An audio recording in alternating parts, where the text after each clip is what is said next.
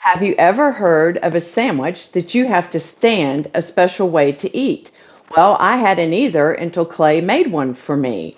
And it is called the Italian meat sandwich. And roast beef is one of my favorite sandwiches. I order everywhere I go, but I was very surprised that hands down the best roast beef sandwich I've ever had was made right here in this kitchen by Clay. And he is going to share that recipe with you today. I'm Linda Trainum, and my husband is Clay, and we're the owners of Automala Farms. All right, well, I know you're used to the experts on cooking videos, and you're going to get a little different version of that, but this is from our kitchen using the products that we eat every day. And we're fortunate to have a Patterson's beef, which we market and sell and work together with. That's a Jersey crossed with Red Angus, Black Angus, or more recently, Red Pole, a really delicious beef.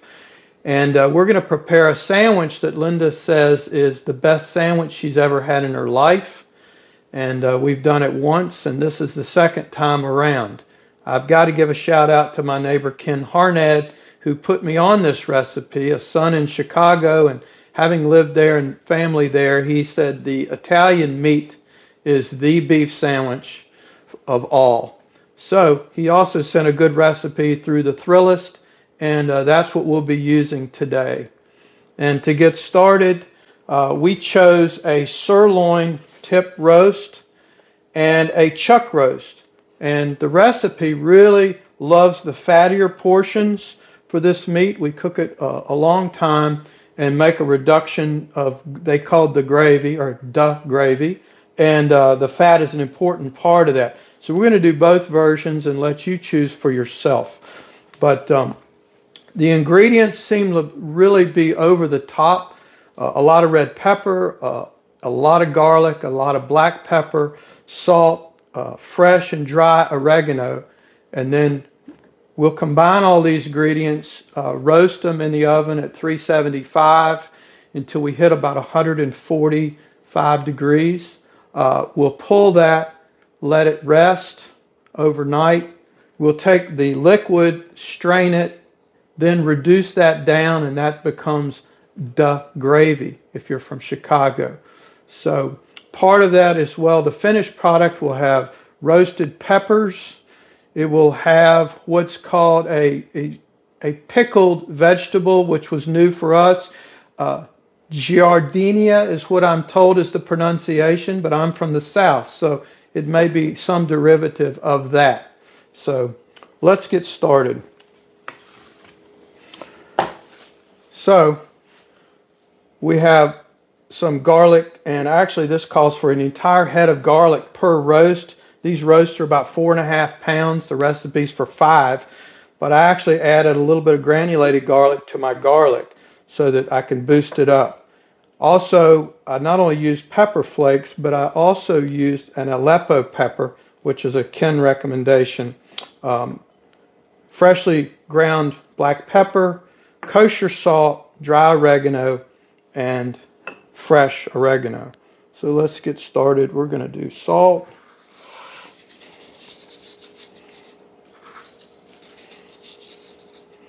We're going to put it down, do the sides, rub it in. We're going to have a lot of product here. You're going to think it's just ridiculous and over the top, but the finished product is will speak for itself, I can assure you.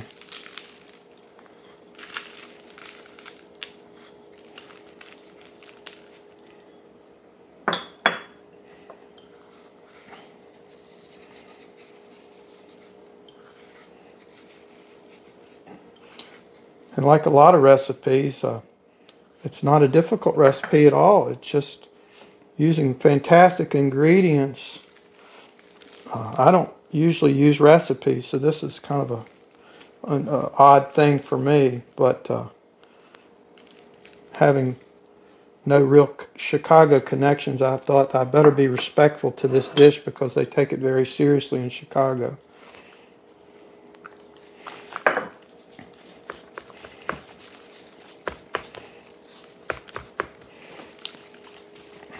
And it's going to take some time. It's going to work up some moisture where this is going to stick a little bit better. But we're going to turn it over. We're going to do the sides.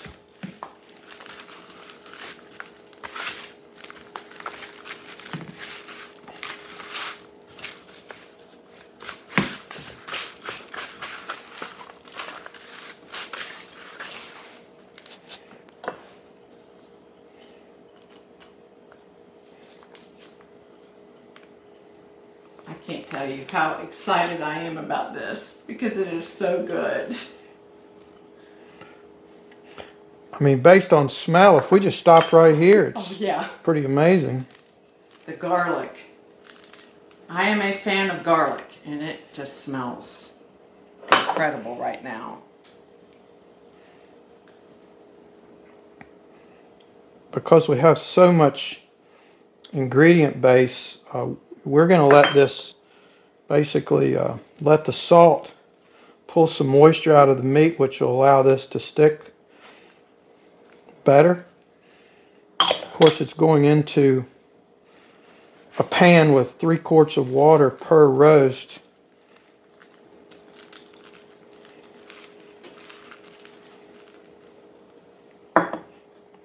And then the fresh oregano.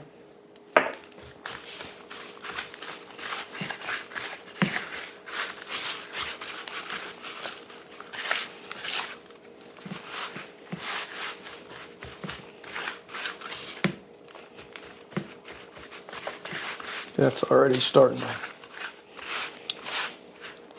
bind up nicely.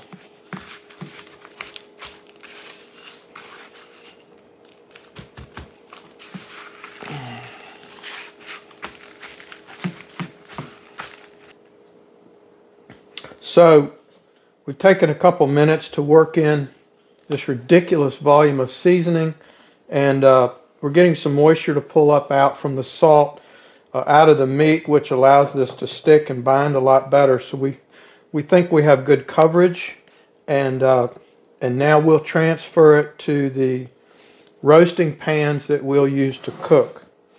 So, all right, so I've taken a couple minutes to work the seasonings in. That time has allowed some moisture to come up out of the meat, and it helps everything to bind together. So now we're going to transfer these roasts individually into roasting pans and cook them separately in the oven.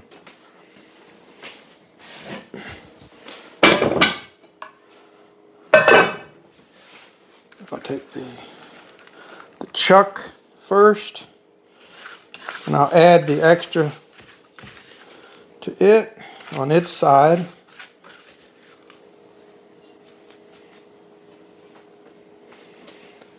And we add 3 quarts of water to this. Now I don't want to pour off I don't want to knock the seasoning off, so I'm going to gently come in on the side.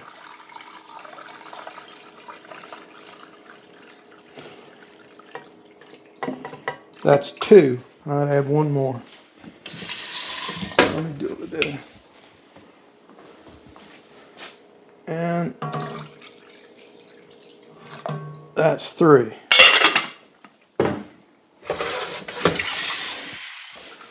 This is the sirloin tip roast. And because we have so much liquid, we don't need to put it on a rack. And it gets all the extra love here.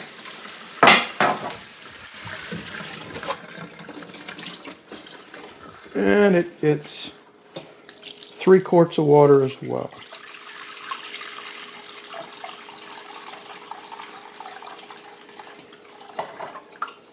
That's 2 and 3. This is a really old pan that I just love. Belonged to Linda's cousin. Just fantastic. And now we go into the oven. 375. I don't want to splash it around. I don't want that.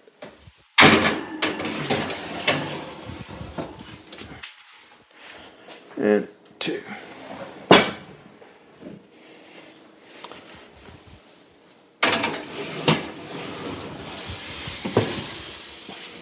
What temperature is that at? That's at 375. Okay. And I think that's an hour and a half or two. Basically, I'm looking for an internal temperature of about 140 to 145. That's what I like. And so we've got a wait ahead of us. In the meantime, we'll take care of our vegetables. I don't think you need to see me cutting all these up, so your next shot will be poof, they'll all be ready. Thank you. Okay, so we've been roasting for the last hour and a half, and I inadvertently had put the lids on these when I initially put them in the oven, and a few minutes later I thought, well, for roasting, that really doesn't make sense, and I went back and checked the recipe, and it's an uncovered dish, so we uncovered them and no damage was done. So we got the 140.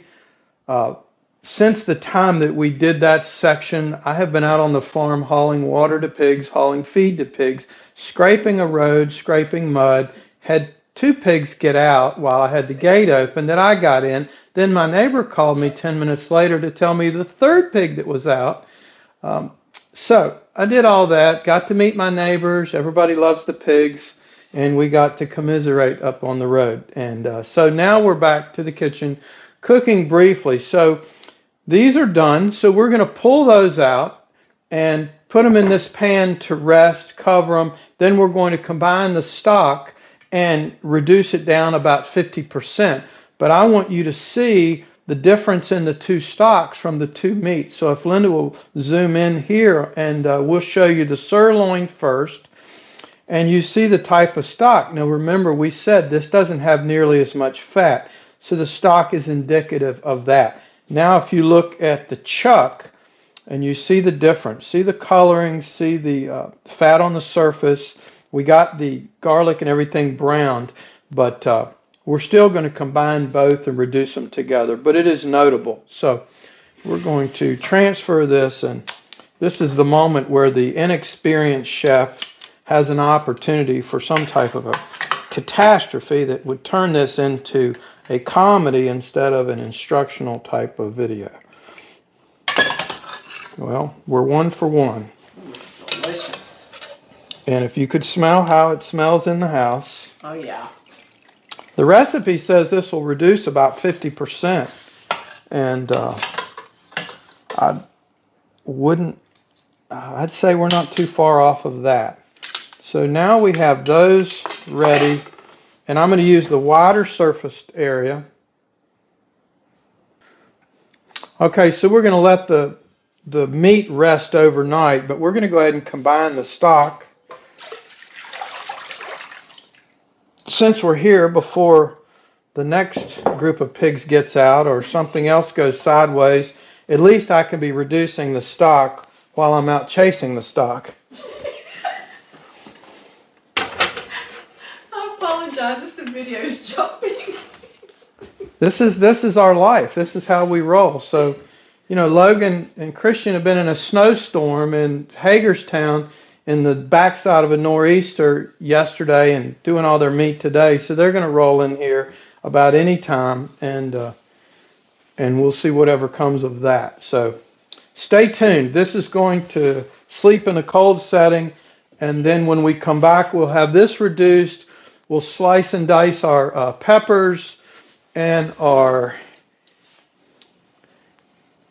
I can't even pronounce it. It's been too much of a day already, but the pickled vegetables, and then we'll have something to eat because we'll be ready by the time this day's over with, or tomorrow. Thank you. So here we go. We've done a reduction, and like I said, I'm not a good recipe person. I like to cook, and I just cook. Went back and reread the recipe. There's absolutely no information there that recommends that you reduce that stock by 50%. However, what am I going to do with 6 quarts of gravy to make some subs? That's ridiculous to me. So I opted, it makes perfect sense to me to reduce it 50% and to leave all the bits and flavor and reduce those as well, and not strain them first and then warm it up later. So I've already gone off course again, but I like my cooking, and hopefully Linda will as well. Here's another great opportunity to make a huge mess and turn it into a 911 or a comedy. We'll see. But basically I have a colander and a fine screen strainer, and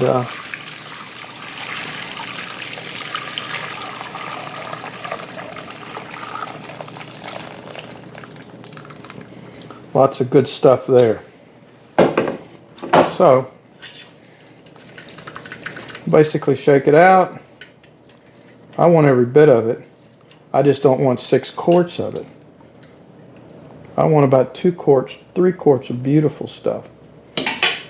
And you can take a look down in there. It's already looking pretty darn good. Now we're going to set it in a cool place, and for us, you can just simply take it outside and set it in a little wooden shelf outdoors and let it cool off the rest of the day. And I know that we're supposed to follow the recipe and let this rest overnight. Given how this day seems to be going, this may well end up resting the rest of the afternoon and be our dinner tonight. But stay tuned. We'll let you know. Thank you. Okay, so here we are. Not exactly overnight, but we've let it rest a long time until we're so hungry we have to eat. It's been a long day, lots going on, and so we've expedited the process a little bit, but we did let this rest for about 7 hours, maybe 8 hours, and we have both the chuck and the sirloin tip, and we're going to put those in to the gravy. Now, a note about the gravy that we made.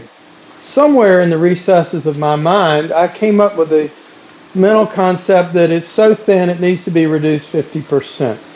Well, that's normally a good thing, except this has such a high content of red pepper flakes and black pepper that with that kind of reduction, I have a gravy that's probably closer to Indonesian street food type seasoning. And although I love that, it's extremely spicy and piquant. So we thought we could maybe throw in a quart of Heat Be Gone, but that doesn't exist in the world. So we actually soaked some potatoes, and we're going to have potatoes, French fries. So we let those rest in the gravy for about 3 hours and to bring it down a little bit. So we're making our fried potatoes, French fries that are almost done. And we're going to gently add the beef in to the gravy and let it soak. Look at that. Gorgeous. And we're going to let this rest for about 20 minutes and warm up. And in the meantime, we're going to finish with our fries, and we're going to pull out our peppers that are roasting under here that look fantastic. Oh, this is going to be great. I'm not a big green pepper fan, but I love red and yellow, and these are very sweet and wonderful. We just sprinkled a little olive oil, a little oregano. We're sure not to add any more pepper. We've got lots of pepper. We're good on pepper. So, we're going to finish our fries while that rests for a few minutes. And we're going to move close to a meal here shortly. All right, here we are, moment of truth. It's time for dinner. I have one sub roll for Linda and another one for me. Now, first thing we want to do is cut it, but not too deep.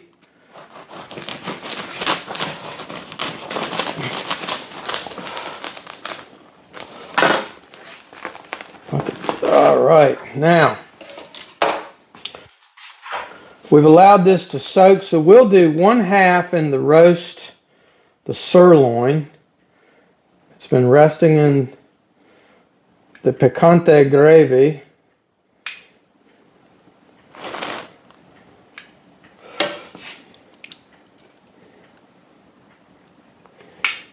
But don't worry, we're going to add more gravy.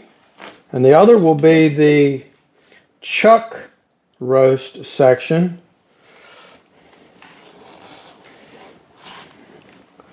We're getting a little aggressive with that, I think, probably more than we need. Oh, heck, we could do a couple more. All right, there we go with the meat. Now we go with peppers. Lots of peppers. These are roasted with some herbs and olive oil.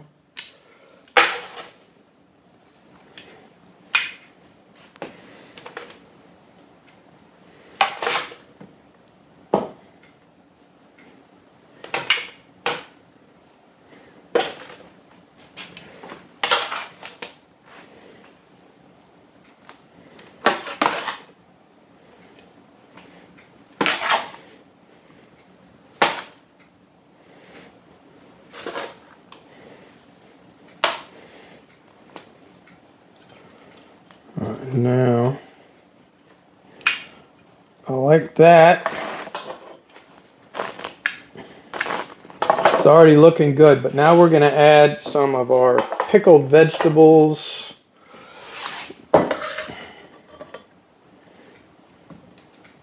Oh, one wanting the fries. It took off running.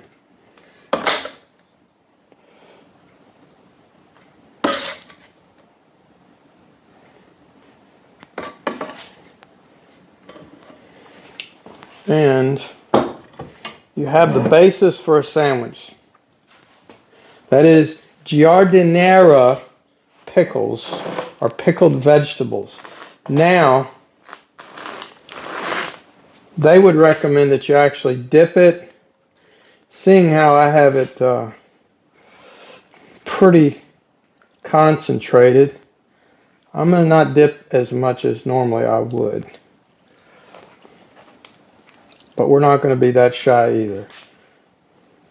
Because it's a Chicago dish, they don't use mayonnaise. Here in the South, we see lots of opportunities to use mayonnaise here, so I have to really struggle to not do that.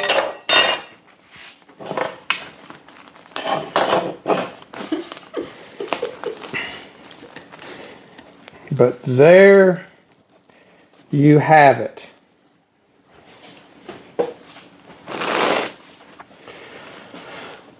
Now, while Linda eats hers, I'll make one for myself. And we also have fries. Yes, because I was trying to remove some of the extra piquant heat. I thought, well, let's make French fries, and we'll just soak them in the gravy for a couple hours on a low temperature and just see if we could pull some of the heat out. And we did, and then we just fried them in our lard, which is just so delicious, and made home fries to go with this wonderful dish. Now, they say this requires a particular stance because we're going to cut this in half, and there's not a third person to video, but basically you cut this in half and you have to get down to the table like I was always advised by my parents not to do. And we're just going to like bend down, squat down, and just eat it at table height. And inhale the whole thing and dream of Chicago. And so that is the Italian meat, Al's recipe from the Thrillist. I suggest you follow the recipe and you will have maybe a better product than this. Because if I can make this on a crazy day like today, imagine what you can do. But we're going to break away now, and the next thing you'll see is just carnage. So thank you so much, and I hope you enjoy it. So I'm not a Chicagoan, but as best I can tell, the stance resembles something like this. And you bend down and you cradle this bad boy, and then you just like hold it and you pin it down basically while you eat it.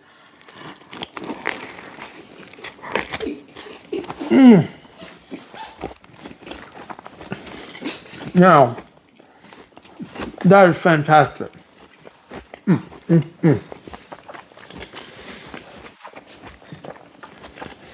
I think we could even use some more gravy. I can't believe it, but I'm still not brave enough to dip it down in there, but it's a decadent thing.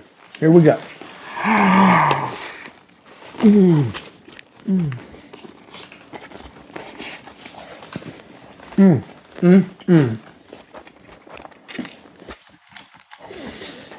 Well,